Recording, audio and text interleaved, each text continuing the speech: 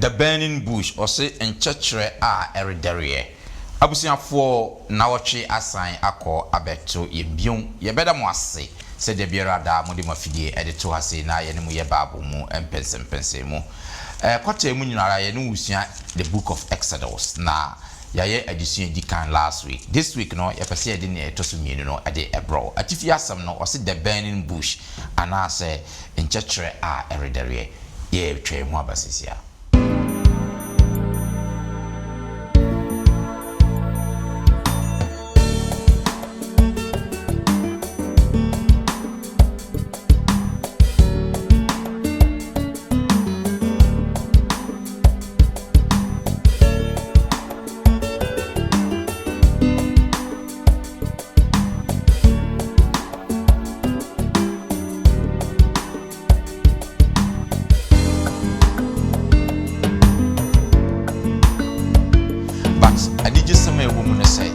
Biara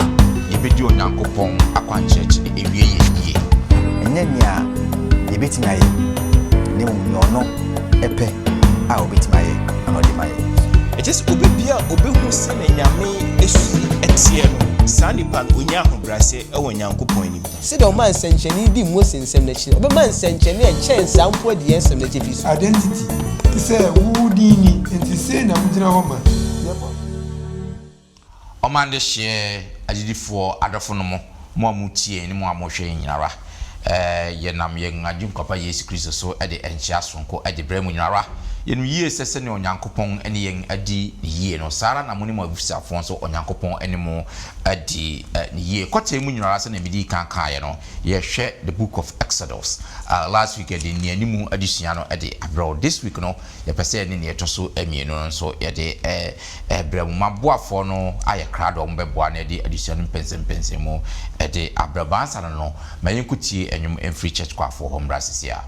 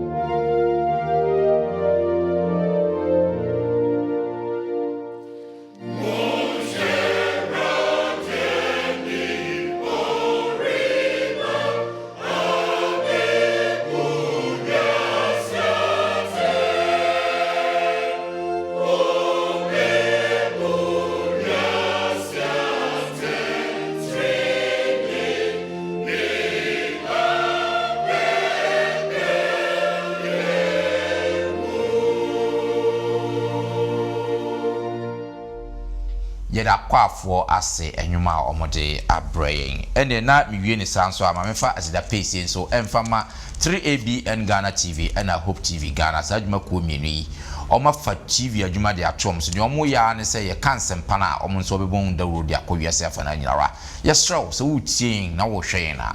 wɔn number egu yɛmfoni ni fa wɔn number no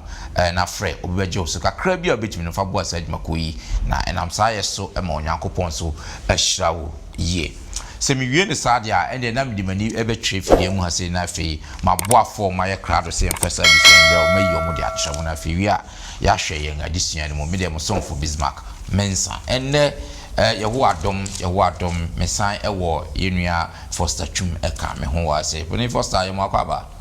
great that's pa sɛ last quarter nyina na mudi adesua mu akɔtene pa this quarter so mo bom homode me ko manimu a John Mensa Thompson so ɛna John Opini yɛ mo akaba yenua Bismarck great yɛ da mo nyina sese yɛ to nsa frɛ mo a mutimi ɛba na fe Ransford Oheneba Sapon so ɛna John Rans yɛ mo akaba great me da sese na so watimi ɛdi ɔdɔ abɛbɔ ɔdɔ mu na fe yenua Samuel Ababion so na te ɛto no hana Opini same yɛ mo akaba da sese mo nyina yɛ to nsa frɛ mo a mutimi eba and then was it the burning bush in fact me nyaka say the burning bush we obi out kan trust and pa na ta kan Exodus pa obehu ade a yepese yesua ho ade answer na no katawani na memma Opini Thompson ene ye mompae ade nyina so tumfo mada so eda wasipio ewo pambo ne hwe so pa because so eda wase ewa kwenya wo de aman se ndo biebe wo twerese asem a wo se abofo ena eka yen die nka yese no hwan ena wa paw yen enu ntini restaurant se betel ye ho senya wo di coal eka Isaiah no fa coal beka ya no na ye ho nte na yentumi nka wasem na afoforo nso enya mu chefa na yen so ye ho ente through your word free mu eba no na yemboaboa ye ho na se opia umma ya nye frimuto ma asem yemfe nkranhye emra ma asem yemfe nidaso emra ma asem empeje obi mfiri amone bi odem na ombegina mapombia yenim se wo beye ama yesan se waye bida asedan kaudi se wetie ye o Yesu Kristo dimu amen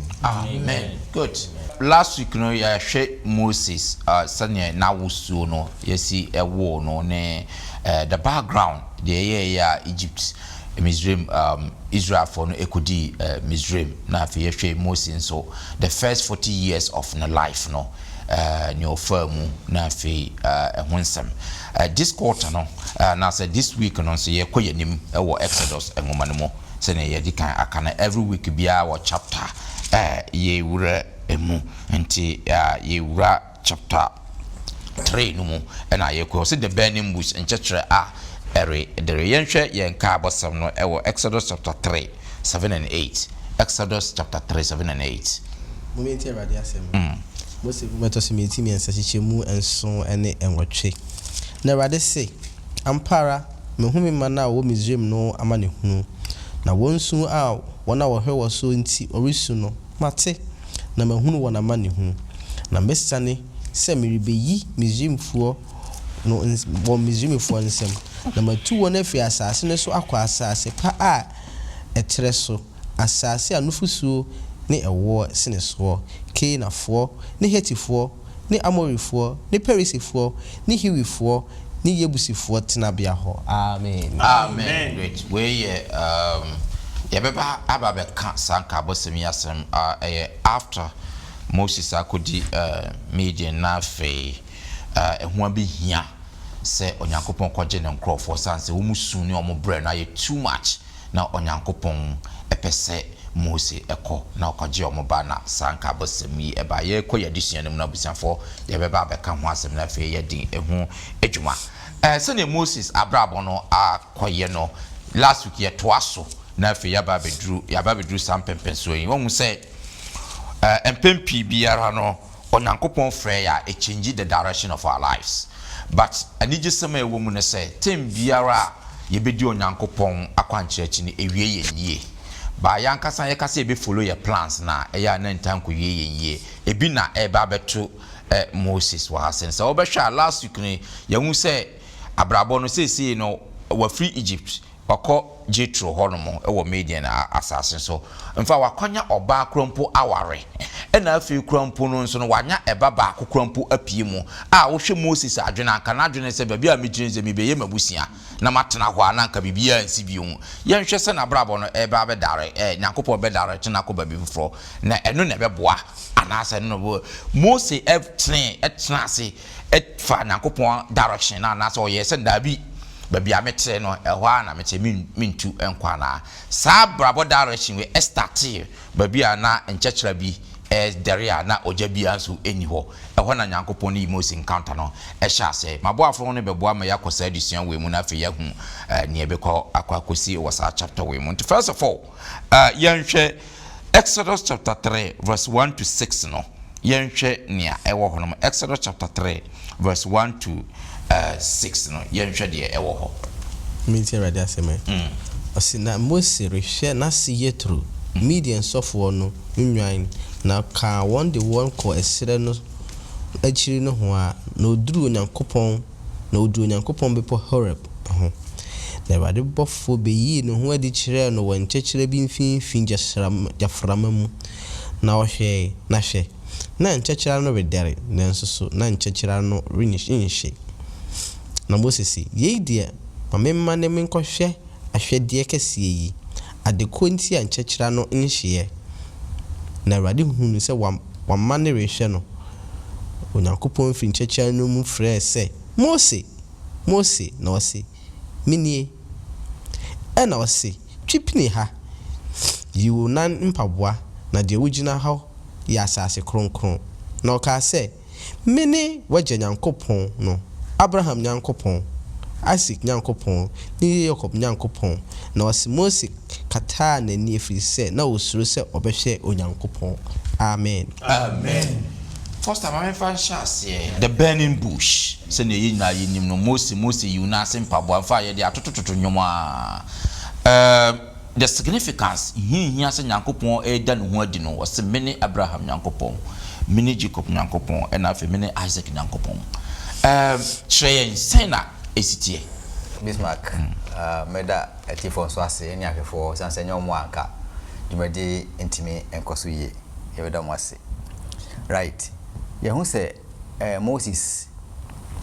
bra ofri Egypt ekọ Midian no or the through eni Nyankopɔn ni hu ana efri okoye but okodru you know me say oni Nyankopɔn din kita ho esre ne bone tinyame so hu ni mobo ema nyame prepare no for the juma na numu na otimi chiro Job, the book of Job and Genesis I na ye kenkan ene ade nti na Moses so ana chiro we no nyina emi hu nti na wonim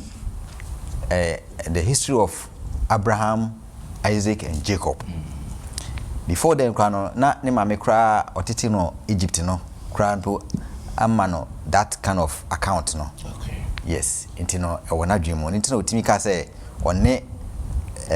Hebrew for be hunamane dance obetra me yes. Nti oko oben bush no na on de nsa nwanwade wi na ohwenti o mane men nti hu say nyame ana ekasa na nyame so dan ho di say ne descendants Abraham, Isaac and Jacob. Yeah. Yes, nti hu say ampa nyame ana ekasa. Yeah.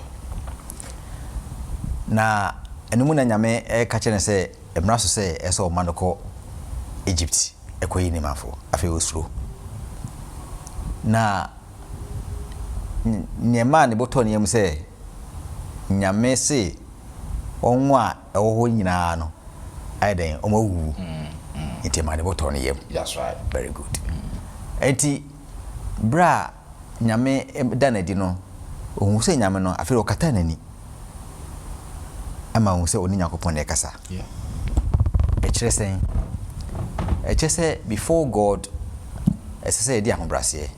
e di suro ene ahopopo e wo Nyankopon anim. Yes. Afi so nyame kire yen say osuma yen no onim nia owo mayen enye nia yepe enye nia yebetimi aye nemu ni ono epe a obetima ye ana ode maye nti basa esese ni Nyankopɔn agiu ne mum ye fa hobrase ne fa obuo ni seti e mo Nyankopɔn na ne wasomaye no ono nim nia eye maye beboa yen e wa asetire amen medase opini Foster sene yedi kan no. This was the first encounter na Nyankopɔn ebe prepare Moses no send no back to Misraim no akwaje omo na the burning bush no and I say nchechra na dere a oni Nyankopɔn nyasa empunu yento aso afeni enhwe the angel of the Lord Onyankopɔn ana say Ewurade bofo no yenka bibi wo Exodus chapter 3 7 to 12 no yenhwe sene Onyankopɔn chicheche Moses mu the reason why opese or intervene on behalf of Israel for no ewo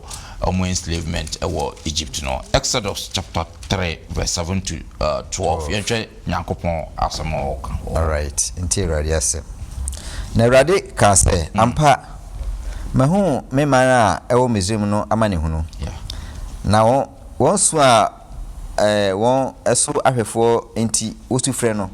mate. Na masane se me beyi won Misraim ensam. Na matu won afri asase so akọ asase pa etre so. Asase anufu so ene ewo sene ewo so. Canaanfo, Hittifo, Amorifo, Perisifo, Hewifo ne Yuda Yebusifo etena bia ho. Na afei hwe Israelfo no esufre no edurumanim. Na mahunu ohawa Misraimfo ede eha won enso. Na afei bra na me soma wo Pharaoh nchen. Na koyi me man Israelfo no free Misraim. Na Mose bisa Onyankopɔn sɛ wani me a me kɔ Pharaoh nchen makoyi Israelfo free Misraim. Na Awurade ka kyerɛ Mose no sɛ medi wachi na yebɛyɛ onsenkyerene sɛ me na me soma wo wonya yi ɔman enu free Misraim a ba mobesum Onyankopɔn wɔ bepɔ so. Amen. Good. Mame call Thompson so yen show na Thompson explanation Nyankopɔn the man the reason or the free Moses say Bismarck pedasi chia etiefo ne ahwefo nyina ne adofo nyina echia mo se de bia munyamre ehwen na yesua nyame asem ebom ahyase no etie akenkan na oka ewo Exodus chapter 3 we shall say from verse 1 I can say the angel of the Lord and also nyame bofo ekọ Moses ho in the burning bush eno no ekasai na eye bi mo eye o madwen kesene ne se eye nyame bofo na ekasa na se Yesu Kristo na ekasa ewo ho na eno no a se wo pese wo kire mu hu se nyame bofo na se Yesu a ebegina context no eso enti ye hwe Malachi message e bekan Malachi chapter 3 verse 1 esan says ye ka se obofo a messenger. Okay. Inti se hwe twere se mu a ye title Gabriel. Edin esan se odan hwedi ene Daniel ekasaye. Abrebe wu Yesu ono so ne obi ode nkra ekọ ye nti Gabriel de odi dwumedie bebre nti ye ka se obi obofo a oye messenger. Inti ye hwe Malachi chapter 3 verse 1 a mpacho kaina. Hwe mesma me bofo awasiesi wakwan di manim na mpofrim na Awurade a mohwehwe no ane apam bofo a mopɛ no ebeba na sɔre fie hwe oreba asafo Awurade na ɔse amen. In this context na ye nipa a human. Yes. Our ye bofo a nipa na yame aiden asoma no. Good. But share Genesis chapter 22 verse 11 abra onyame bofo da ne ho edi kire Abraham ye kan ye toa so kan 15 to 18 na eno na eye Yesu Kristo ne Abraham kasa into do say nyame bofo no ba na gina ho ma Yesu Kristo a o kasa afi so onyame bofo ene Jacob kasa bra wo Laban anase Laban efie na ye Kristo a ɔne no ɛkasa yɛ kan Genesis chapter 31:3 ɛkɔna ɛkyerɛ wo kan to aso hu sɛ onyame ɛna na ɔne Jacob ɛkasa yɛbɛtumi aka bi so ɛwɔ Judges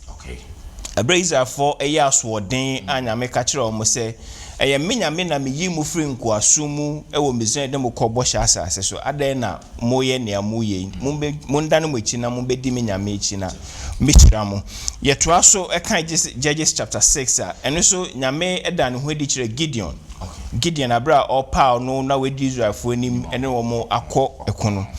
na yɛnkan Zechariah chapter 3 verse 1 and 2 so yebehu sɛ ɛyɛ Yesu ɛna na ɛkasa wa he na mom na nyɛ ɔbɔfoɔ te sɛ Gabriel ana sɛ obi foforo Zechariah chapter 3 verse 1 and 2 na ɔmaame hunu ɔsɔfani Joshua sɛ ogina Awurade bɔfoɔ no anim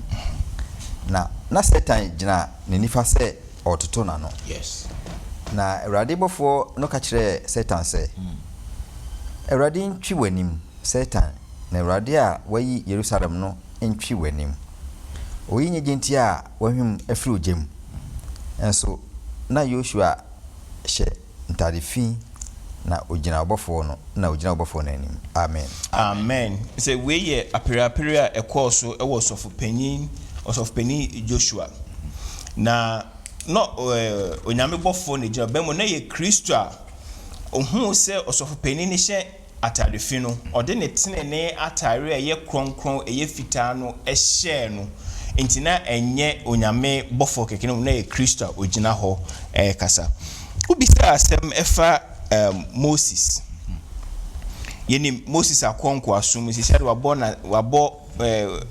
I say we feel comfortable baby a ɔwɔ nim sɛ nka ɔhyɛ ne busua ase anisa nanso onyame ada ne ho adi akyerɛ no ɛne no akasa nyame ɛda ne ho adi akyerɛ Moses na gyina botae bi nso nti ɛsane sɛ na ne nkrɔfoɔ esu ɛfrɛ nyame sɛ onyankopɔn emra embɛgye wɔm na nyame so ate ne ma enne nti ɔfrɛ Moses sɛ afei de bra na me nsuma wo na me suma wo akɔ Pharaoh nkyɛn na wakɔ akɔgye me mma na nyame akae bɔhyɛ a ɔde hyɛ Abraham bɔhyɛ a ɔde hyɛ Jacob bɔhyɛ a ɔde hyɛ Isaac no na nyame akae sɛ ne mma ɛwɔ ahoyɛhia mu nti sɛ meyi wɔn free bebi wɔn wɔ no ɛkɔ bɔhyɛ asase so na me promise Abraham ne Isaac ne Jacob no na Moses ɛka sɛ na me de mense ene hwan on se ehwe adesua bi yesua last quarter fa Isaiah abra ohun osoro onyankopɔn ahengua no na ono so nya saa atenka no just obi bia obehu se na nyame esusi etie no saa nipa no onya ahobrase ewo nyankopɔn anim na ohun ne ho se ono de onse emfata saa na Moses so hu se na me de mense no na metumi kɔ nyankopɔn mba efiri Misraim edu o ma akɔ bɔhyɛ asase so na ohun se oni saa ahoɔden no oni saa ability no but na onyankopɔn apaw ne se wo na mesoma se jimemba efiri nkwaso mu na fo mo kɔ bɔhyɛ asase so anytime bia onyankopɔn ɛbɛfrɛ yɛn no ɛyɛ na yehu yɛn ho sɛ yɛni ahoɔden yɛ de ɛbɛyɛ den ayɛ nanso sɛ wogye so ɛwɔ akoma pa so a onyame ɔsɛ when God calls you he equips you. That's right. So onyame frɛ wo a ɔde ne akadeɛ bia ɛka homa wo nti as adesua ne bɛma yɛ onyame de akadeɛ no ɛka homa Moses tumi eyi nyame mba efiri nkoaso mu medase opini wa ya de pass wa cheche mu sa de amaye yento so na afi yenhwe the name of the Lord. In fact say na kan na sometimes no say nyame frɛ wa enyiso no enyi straightforward sao and ntanya mresa, especially when you live comfortably. Now all of a sudden obi apie ejabi na ehye na wapie na o ka asem bi a kyerɛ me enti Moses bisa nsɛm bi wɔ hɔ nti opɛ so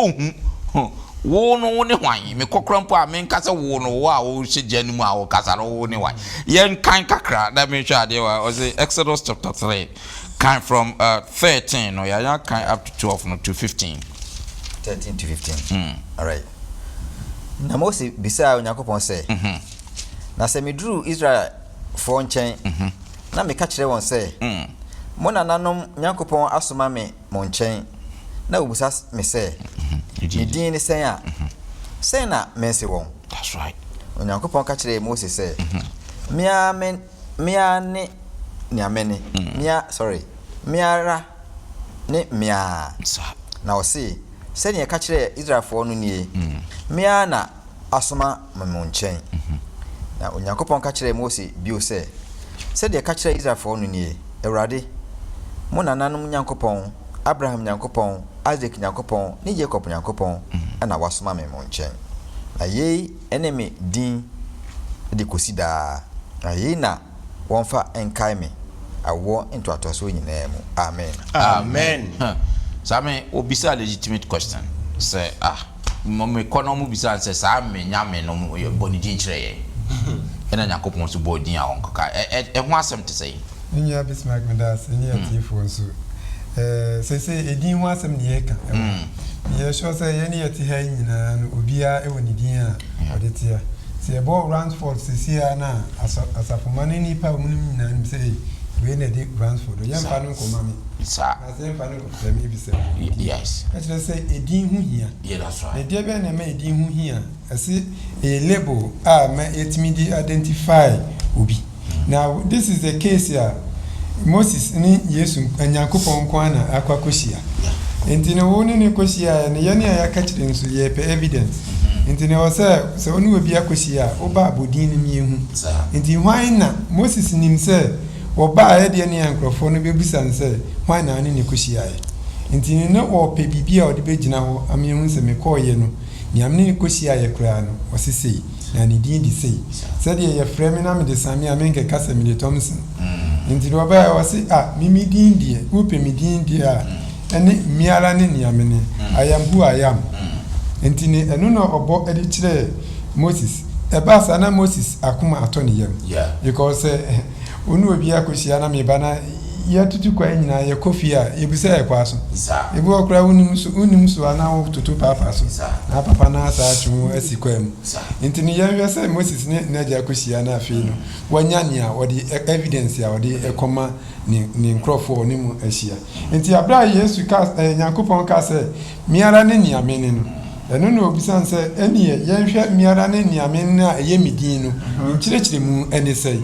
ebi sɛ mu ancestors na etwa mu no omu nimme na bi afrɛ midin sɛ Almighty God agye Nyankopɔn Abraham ne Isaac ne Jacob mu edian no omu different but ne din Yahweh na eni ne nkyerɛse ne the Lord no aye miara me niamene no na aye sɛ omu enya enti eno papa enti no omu nya ehu na sekyere enti sɛ miara ne niamene no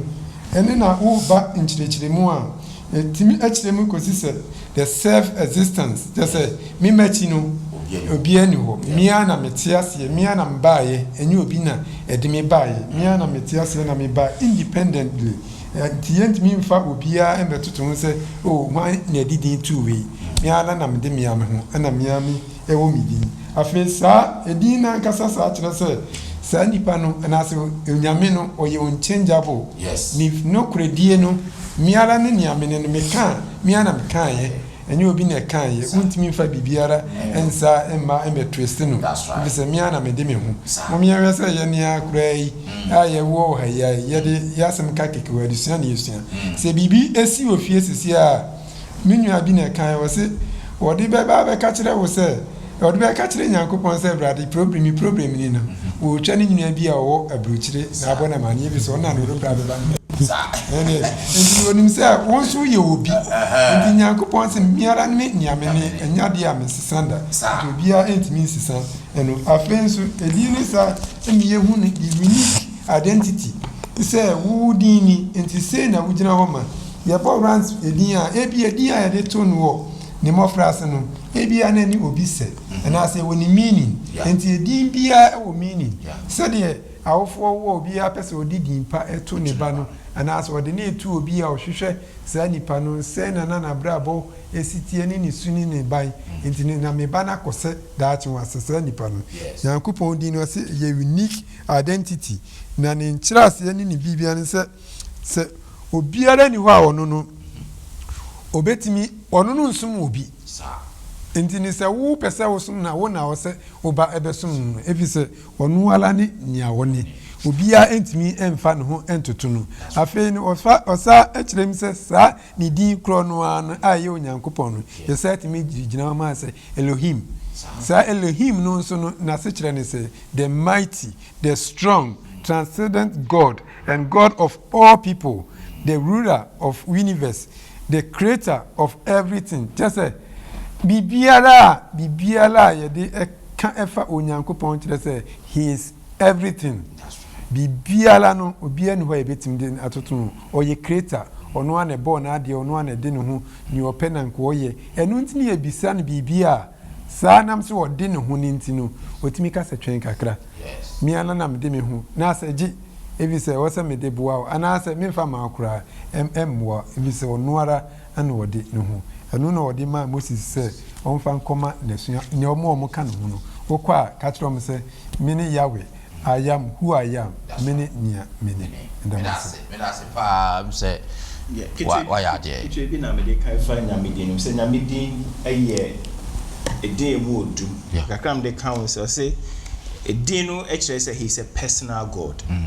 And ti nyame ne Abraham enya yonkofa. That's right. Nyame ne Jacob enya yonkofa. Saa na yenso ebetumi ne nyame enya ayonkofa. Edin no so Echrese he is a covenantal God. Nyame a oye apam nyame. Yes. Tony Abraham enya apam. Abra Israel for konko asuma no omutim no. Okai sa apam no one Abraham aye no. Nti okai wo mo ekoje wo mo efrinko asumu. That's right. After he is a God of his people. Nti no ye Israel for nyankopon. Okay. Yenso nyame betumi aye nyankopon. Yo, me da say. Yeah. Yanto aso na fe yanko yanim na fe yanhwe for excuses say na okon no ya den osi on person obeje na make no Nyankopon change direction sometimes no so wo gi atum no ya na den wo bon modern so na gi tum so ahun say awie na ebo awakasa great yanhwe excuses na from Exodus chapter 4 no come from 1 to a long passage, but we be 3 months because sometimes what the story no, but won't share that can't trust them nankasa who detail no sunny trust them nankasa eka. What to say they are preaching, and I said what is to be come wasem, but young could trust them no mankasa and trust them no masama or kafasa asemi senistie. Call Exodus chapter 4, verse 1 no can bepim 17. Young conversation a course. Nyankopon ni Moses any excuses no questions no explanations and Nyankopon de ma wo hono yenko 4 right 1 to 17 yehwe na Moses bua Awurade said na se wanyeme ani na wantie me ne na wakase Awurade nyi ne ho edi nkyere we na Awurade ka kyere no se eden na ewo wonsem na Awurade ka kyere ne se eden na ewo wonsem yi na o se poma na o se totwene fam na o totwene fam na edane owo na Moses dwane firi ho na Awurade ka kyere Moses se tene wonsa eso ne duam na o tene ne sa ekyere no na edane poma ewo ne nsem ne ebeye na waji edi se Awurade won na Nyankopon Abraham Nyankopon Isaac Jacob Nyankopon ena ayi ne ho akyere won no na Awurade ka kyere no bio se fa wonsa ehye okukom na ode ne nsa ehye ne kokom na oyi na hwe na eho agu kwata fitaa se sukyerema na o se fa wonsa esan hye okukom na o san de ne nsa ehye ne kokom na oyi free ne kokom na adane se ne honama na se wanye wani na wamu kane ensenchene no a obeje nia etoso mienu no adi na se wanye ensanchani mienu yi ni na wantie woni a ene kosa asubonten na mu nsuo kofwiegu asase pese so na nsuo a wosa no asuo no mu no ebeda ne mogya wo asase pese no so na Mose ka kire Ewurade se mesrewo Ewurade me de edibesi ene ana efri bra one wakoa ekasa yi manonte me kasa eyenya Yes. na me techema edru Yes. na Ewurade ka kire no se hwana oye onipa no ano ana hwana oye emum ana ositifo odihunufo ana onifrani enye me Ewurade a na afi kɔ na me a medi wano achi na ma kyerɛwo ne aka na Mose ka sɛ mesrɛwo Ewurade suma obi foforo Yes. bia a wopɛ ɛna Ewurade bufu Mose na ɔse adan menim sɛ Aaron wonua Lewini no enim kasa na hwɛ wafredi ebehia wo na sɛ ohu wo a na koma ɛbɛtɔ ne yam na kasa kyerɛ no na fa nsɛm no hyɛ nanum na me deɛ medi wano ene nano akyi na ma kyerɛ monia monye Okay. na ɔbɛyɛ o chiame ama ɔma no na ɔbɛdane wano na wayɛ sɛ Onyankopɔn ama no na poma yi a wode bɛyɛ nsɛnkyerɛnne no fakura amen. Amen. Me pesa passage we papa. So this is the story. Sanye adeno asi akwa Moses still now make excuses after Druba because okay boss. Wo de me manonte. You carry us wo de suma fun pa from. De mani pa from. Rans it is saying she Moses on Nyankopon conversation it is saying I think Mose die ni pursue away nyina mu adi me hu se wo hwe a Nyankopon sema no ye nyina kwani aseso ye pensem yi ho ano so wo hwe Moses ban ya wo hwe Yona odi bi yi no ho ano Samuel Nyankopon sema so nkosa David ono so yi no ho ano de se ye nyina e ya de di se abre bi Nyankopon ba sema ye bia no ye pe bi di yi nsem na no na migiri sense musa na Mose ebusa ye no ye nti musa yi nyina ebusa nti na di nsem yi aho didi kan ne se wo ne hwan if you say ye ko se na ye die no obi soma wo se ko hu ma wo ko ma me ha chia na so uni mi din if you say especially se wo kwa we ka se e ma me akosi amansa se wo chia ma me akosi amansa na wo se wo chia onim se wo ye hwan onim se wo ye wo ma me ba nti na de nkrasi so onim se wo kwa ka chia wo ma me no wo ma me beje di se ono na asoma wo eni nti ye nyina se enkra bi ba na asoma bi ba sansem bi ensem a ye kasa yibu se ye ho enti mi gidi se Moses so ohwe ba bia na wafira ba bedu ne osan kɔ na chi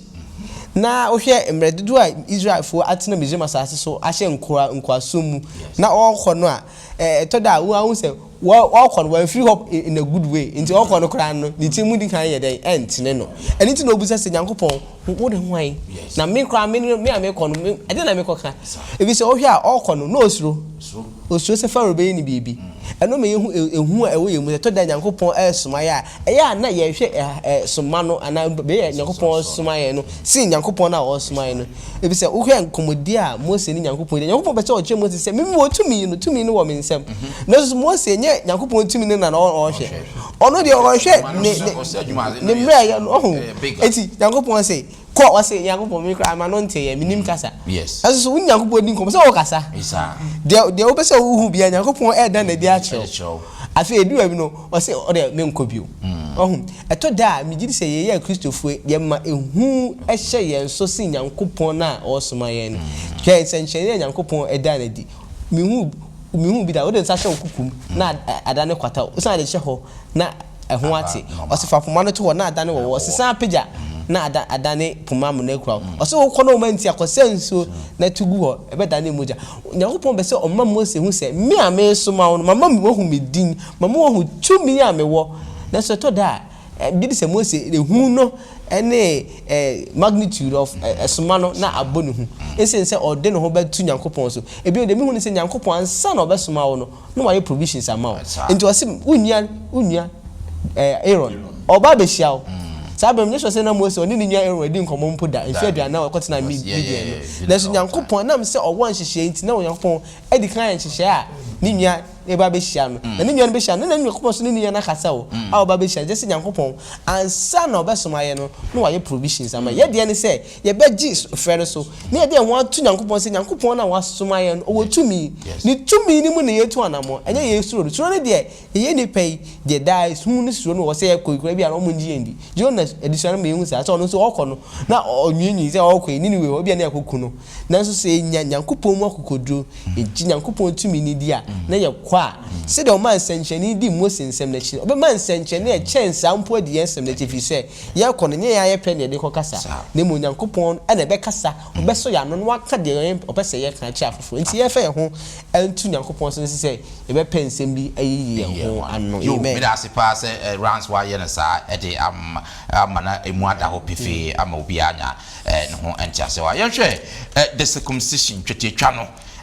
this story when a bit strange kakra wo Nyankopon asuma Moses wa pene afi bibia ye ready oko but there's another verse in Exodus chapter 4 verse 24 Nyankopon yes enko besa ku Moses which okanya ya na ya adwemu kesere ne kakra ye hwe se betumi anya ntiase bi kakra ewo waya anka Nyankopon wasuma Moses wapene se afi obeko na afi at a point in time Nyankopon sa pese continue process of the journey no so pesa obesa ku Moses yan hwe Exodus chapter 4 verse 24 wow ya ka verse 24 just read verse 24 everybody betwa okwan no so aso eye bi pese okunu verse 24 going and answer yeah can 24 and 25 no okay ena Sipora fa trebo di tia ne banu chetia na ototwene ne nan ase kan se woye moja aye frukunu mami verse 26 ena oja no eno na twetietwa no nti Sipora kan se moja aye frukunu no newo. Amen. Great. And you show Argentina who say all of a sudden verse 24 no Nyankopon yes enko bekum Moses and the ire no so quickly no fabo no ji twa those days not in stone age fabo twa twa no to moja no e de pete influence na Moses come back to life and stuff like that and you know I want to ask them to say it's strange as you said because na Moses once na circumcision no very good now that is part of Nyankopon covenant so our the man Abraham who say burning bush no he mentioned God of Abraham, Isaac and Jacob because only Abraham a covenant na Abraham muno ana enam so na Israel for no so akopie me yeah enti na Moses no so na me prepare no one neglect the duty of that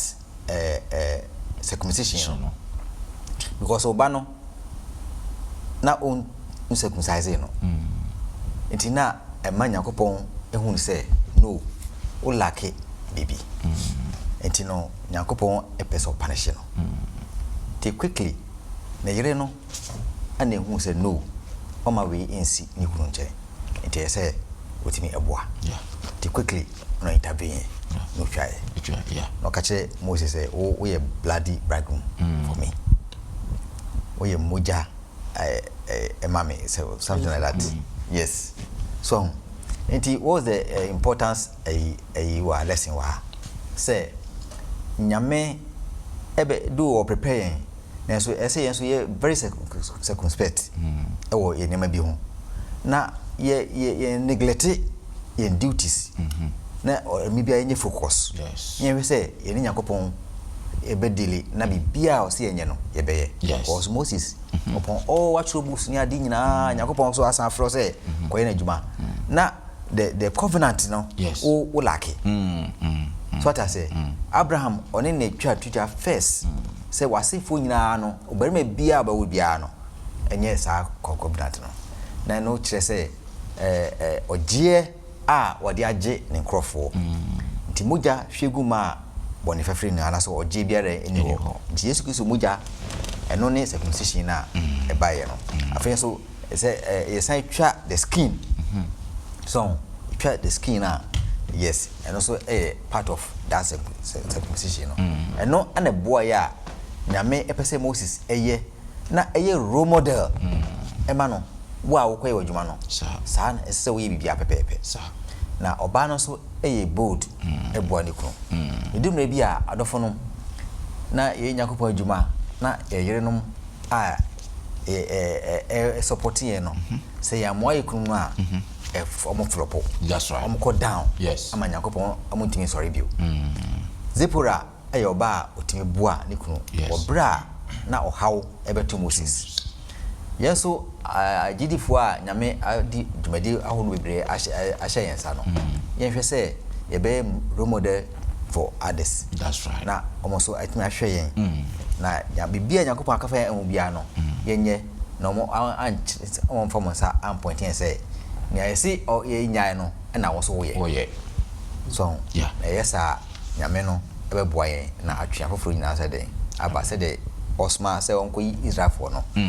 sabepe na yeso wasma ye wiase yenye role model ma wiase na entwi wiase so in free of body amen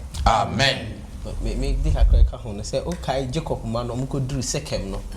na omo to dan na mo na no omo ka chom say se mo pese mo be ka ye ho a ni se mu twa chetia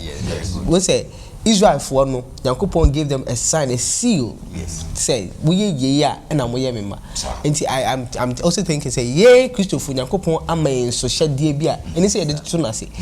enye se bebia wakotena bebia adwuma bia wanya memma Nyankopon hom say mamma honhom na ode asoma no no mamma ho ne re mamma ye enye neoma and so hyade Nyankopon de ahye ye so no ye be downplay no mamma ye nkra ye mu dem wherever we find ourselves Nyankopon ehwehwe ye say baby ebe wo bia no ade a o expect say ye dig down so no moma ye nkura mu eni say ye jeja ne o mamu sa say na ye kanu aso you creeping compromise moma ye nkura ye gidie mu den to oba wa bete say ye so ye sefata say ye kona hinim ye to ne o ma sia Nyankopon ba o hu ye say ye nkwapa no kwafo me da se wa kakra me kan ho adusia ye senya say de ye nya brands ne bra foster e kan ye no o si aha no ye hu say always in leadership by example and I never fail to do what is right yes because say we a leader na say we a panye wo bibia no a ya susuro nipa asi yen suro Nyankopon mum se no nipa na ne ya say we na wan ye na odi nhwehwani mu ye ne yense say we ye no na me wona abebu aten no akọ na afien so kakra me say se wose yenya gidie pa e wo durade mu enye say wo bo Nyankopon din no but edina wo bo no wo gidie wo mu say ebetimi ayi bi na say daati bia nso no say nominating and board tenase ni yi say ye okanifo bibi mu a menhwe wo yes na emom no hwe say Nyankopon ne nam wo muso ayi wo Nyankopon nam wo muso mu a wo yi wo no obema wa hodi ani tumi say wo gi tum kwana wo mu gidi a obema ho hodi akena very good because nominating na board ye person meet me o na we say dey crowd me ye bi da na me kasa nti ye nyina ye exhibit that tendency na Moses no as open okay great say bibia say no na dusian ye de betwere as busian for dusian we de de pa ye on say mpopo ye mponi ye nko mu kura mponi de papa nti men you home frame nti ya we the second lesson of this quarter next week ye de toso emiensa no so de bebrem si say ne when you were fidie enfam free hase no so next week so ye no wo enye or say the rough start most week there so next week there so very spectacular nti no ye nyina ye mfa ye ho enhye Onyankopon enhyira mo se money ya yes addition ye si utrase na mema Thompson ensa enhyira so emaye okay yeda wase na me wo nsem kuni a wode afa sabasku yeso amaye na afoforo etie emaye ntie nsem ye keke mama ye hu Moses abrabo nsem bi ode ye no ho ano saa na ye nso yeye wo friends enkwa bibia na epese ye twe ho efrem we abe wake up call amayen de biara do be friend me nya opani enje so ne ntua na mo esan say you've made provision for us na de biara so be friend no na wa equipe say yenko ne nko ewedwuma me yenji say excuses in free abrabo mukra na fe yenye ready anytime you call us yes rewo say koso kan ye ho bi biara otia asemi kana kuma impress on the person's heart na nipa no omfa ne ho ema se ne be a Kristo obeji ye nyina yenim yie se we ma asemi edi emu akotene na fe yenya gidie mapa e wo wasafe hu awu na senka wo se wetie wo Jesus Christ di munti amen Amen.